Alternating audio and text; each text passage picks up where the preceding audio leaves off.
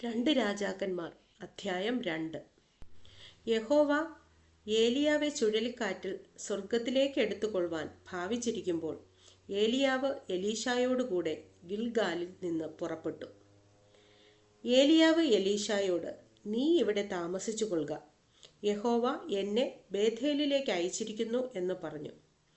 എലീശ അവനോട്, യഹോവയാണ്, നിന്റെ ജീവനാണ്, ഞാൻ നിന്നെ വിടുകയില്ല എന്ന് പറഞ്ഞു. അങ്ങനെ അവർ ബേഥേലിലേക്ക് പോയി. ബേഥേലിലെ പ്രവാചക ശിഷ്യന്മാർ എലീശായുടെ അടുക്കൽ പുറത്തു വന്ന് അവനോട്, യഹോവ ഇന്ന് നിന്റെ യജമാനനെ നിന്റെ തലയ്ക്കൽ നിന്ന് എടുത്തുകൊള്ളും എന്ന് നീ അറിയുന്നുവോ എന്ന് ചോദിച്ചു. അതിന് അവൻ, അതെ, ഞാൻ അറിയുന്നു, നിങ്ങൾ മിണ്ടാതിരിപ്പിൻ എന്ന് പറഞ്ഞു. ഏലിയാവ് അവനോട്, എലീശായെ, നീ ഇവിടെ താമസിച്ചു കൊള്ളുക, യഹോവ എന്നെ യെരിഹോവിലേക്ക് അയച്ചിരിക്കുന്നു എന്ന് പറഞ്ഞു. അതിന് അവൻ, യഹോവയാണ്, നിന്റെ ജീവനാണ്, ഞാൻ നിന്നെ വിടുകയില്ല എന്ന് പറഞ്ഞു. അങ്ങനെ അവർ യെരിഹോവിലേക്ക് പോയി. യെരിഹോവിലെ പ്രവാചക ശിഷ്യന്മാർ എലീശായുടെ അടുക്കൽ വന്ന് അവനോട്, യഹോവ ഇന്ന് നിന്റെ യജമാനനെ നിന്റെ തലയ്ക്കൽ നിന്ന് എടുത്തുകൊള്ളുമെന്ന് നീ അറിയുന്നുവോ എന്ന് ചോദിച്ചു.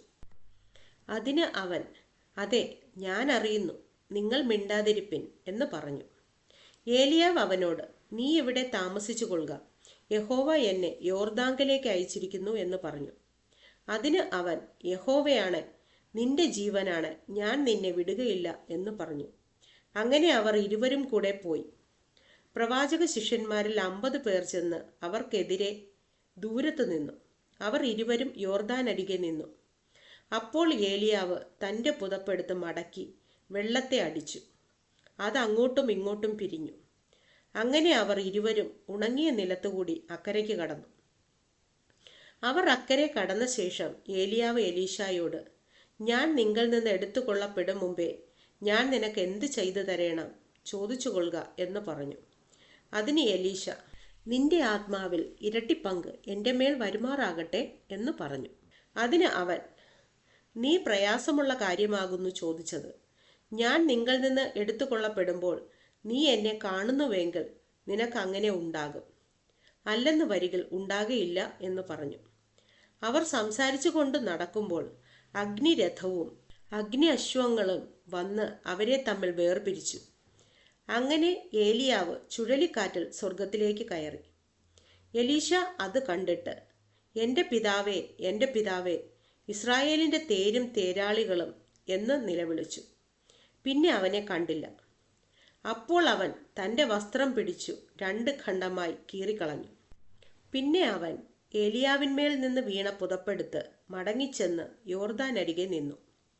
ഏലിയാവിന്മേൽ നിന്ന് വീണ പുതപ്പുകൊണ്ട് അവൻ വെള്ളത്തെ അടിച്ചു. ഏലിയാവിൻ്റെ ദൈവമായ യഹോവ എവിടെ എന്ന് പറഞ്ഞു. അവൻ വെള്ളത്തെ അടിച്ചപ്പോൾ അത് അങ്ങോട്ടും ഇങ്ങോട്ടും പിരിഞ്ഞു. എലീശ ഇക്കരയ്ക്ക് കടന്നു.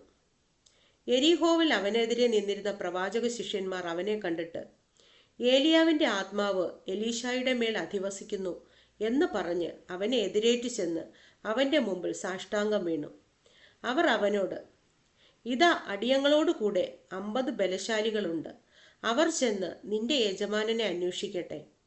പക്ഷേ യഹോവയുടെ ആത്മാവ് അവനെ എടുത്ത് വല്ല മലയിലോ താഴ്വരയിലോ എങ്ങാനും ഇട്ടിട്ടുണ്ടായിരിക്കും എന്ന് പറഞ്ഞു. അതിന് അവൻ, നിങ്ങൾ അയക്കരുത് എന്ന് പറഞ്ഞു. അവർ അവനെ അത്യന്തം നിർബന്ധിച്ചപ്പോൾ അവൻ, എന്നാൽ അയച്ചുകൊള്ളുവിൻ എന്ന് പറഞ്ഞു. അവർ 50 പേരെ അയച്ചു. അവർ 3 ദിവസം അന്വേഷിച്ചിട്ടും അവനെ കണ്ടെത്തിയില്ല.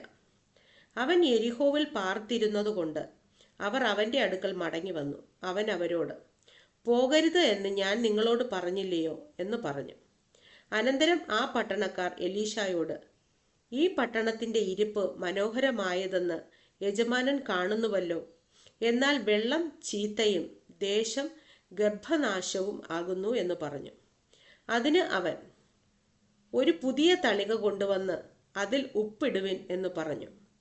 അവർ അത് അവൻ്റെ അടുക്കൽ കൊണ്ടുവന്നു. അവൻ നീരുറവിൻ്റെ അടുക്കൽ ചെന്ന് അതിൽ ഉപ്പിട്ടു. ഞാൻ ഈ വെള്ളം പഥ്യമാക്കിയിരിക്കുന്നു, ഇനി ഇതിനാൽ മരണവും ഗർഭനാശവും ഉണ്ടാകയില്ല എന്ന് യഹോവ അരുളി ചെയ്യുന്നു എന്ന് പറഞ്ഞു. എലീശ പറഞ്ഞതുപോലെ ആ വെള്ളം ഇന്ന് വരെ പഥ്യമായി തന്നെ ഇരിക്കുന്നു. പിന്നെ അവൻ അവിടെ നിന്ന് ബേഥേലിലേക്ക് പോയി. അവൻ വഴിയിൽ നടക്കുമ്പോൾ ബാലന്മാർ പട്ടണത്തിൽ നിന്ന് പുറപ്പെട്ട് വന്ന് അവനെ പരിഹസിച്ച് അവനോട്, മൊട്ടത്തലയാ കയറിവാ, മൊട്ടത്തലയാ കയറിവാ എന്ന് പറഞ്ഞു. അവൻ പിന്നോക്കം തിരിഞ്ഞ് അവരെ നോക്കി യഹോവ നാമത്തിൽ അവരെ ശപിച്ചു. അപ്പോൾ കാട്ടിൽ നിന്ന് 2 പെൺകരടി ഇറങ്ങി വന്ന് അവരിൽ 42 ബാലന്മാരെ കീറിക്കളഞ്ഞു. അവൻ അവിടം വിട്ട് കർമ്മേൽ പർവ്വതത്തിലേക്ക് പോയി. അവിടെ നിന്ന് ശമര്യയിലേക്ക് മടങ്ങിപ്പോന്നു.